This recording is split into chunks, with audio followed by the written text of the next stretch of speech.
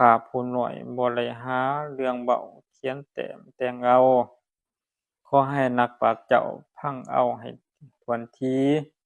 เป็นคติทางธรรมของพระพุทธเจ้าพังแล้วให้เห็นต่อ เกิดเป็นคนคันบ่ออกจากบ้านบ่เห็นด่านแดนไกลอีหลีแล คันบ่ไปหาเรียนบ่ฮอดมีความรู้ คันว่าเรียนมาแล้วบ่ทำตามจักอย่างแม่นสิรู้เท่าฟ้าก็เป็นบาปเท่าแผ่นดิน เกิดเป็นคนชาติหนึ่งไหล เหยียบแผ่นธรณี ขอให้มีหลักธรรมอยู่ประจำใจไว้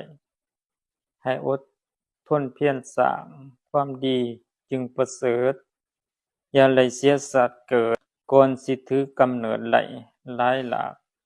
หากหลายสันตั้งเพียง เกิดขึ้นมาแล้วอย่าเพียรทำอกุศล ไล่เป็นคนให้เพียรแพร่งแต่งทานให้บุญอยู่ ให้รู้จักกตัญญูรู้รักพ่อแม่ รักหมู่ซุ่มแซ่ดเสือ เครือบงคณาญาติรักทั้งอ้ายเอื้อยน้อง ปรองดองร่วมสามัคคี มีศีลธรรมประจำใจ อย่าร้ายพรางตัวตน อย่าล้มหลายเกินขอ ความจริงหาเรื่องตื่มบ่ดีแล แต่เฮาเกิดชาติหนึ่งได้ เวลาสร้างหากบ่หลาย ให้รู้อายรู้ย้านกรรมบาปทั้งมวล หลังให้ทบทวนความดังผ่านมาเคยสร้าง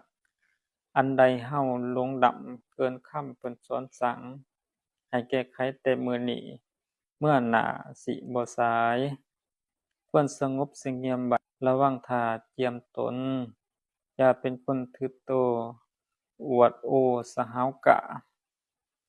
อย่าไล่พาโลลิ้นโสเภณีคือหวังบัว เกือกกลั้วคือหมิ่นหมอแพงขิง เทิงวันศีลอย่าไล่ละ เทิงวันพระอย่าไล่เว้น บำเพ็ญสร้างกุศล อย่าไล่วงเวียนคิดซอกหาแนวร้าย ความดีควรทำไว้ ความจังได้อย่าได้สอก ให้ทันหาหลอกไหมบูชาไว้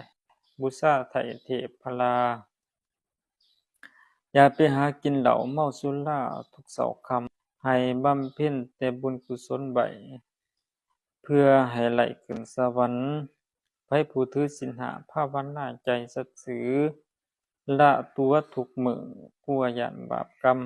เชื่อฟังคำสอนองค์พุทโธสอน ขอให้สุขยิ่งล้นปัญญาล้ำเลินพ้น อันบาปโพยภัยร้ายอันตรายอย่าบังเบียด ความเสนียดความเร่งร้อน ทั้งเข็ญหายให้พายหนี